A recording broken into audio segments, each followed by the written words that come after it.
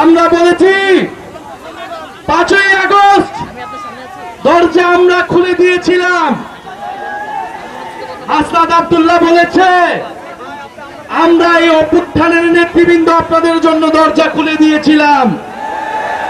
5ই August আমরা বলেছিলাম আসুন জাতীয় সরকার করি, দেশটাকে পুনর্গঠন করি, সকল বিভাজন সবকিছুর ঊর্ধ্বে গিয়ে বাংলাদেশকে নতুন করে গড়ে তুলি। কিন্তু তারা আমাদের সেই প্রস্তাবে সায় দেয়নি। তারা বলেছিল 3 মাসের মধ্যে নির্বাচন দিতে হবে, আবার বলেছে 6 মাসের মধ্যে নির্বাচন দিতে হবে।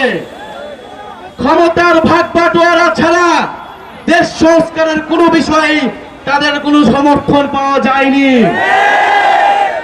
আমরা বলেছিলাম আমরা দেশের ভিতরে শত্রু তৈরি করতে চাই না, আমরা ঐক্যবদ্ধভাবে দেশ পুনর্গঠন করতে চাই। আমরা এখনো বলছি নির্বাচনী ভাগ বাটোয়ারা নয়, দেশ সংস্কারে আমাদের দরজা এখনো খোলা আছে।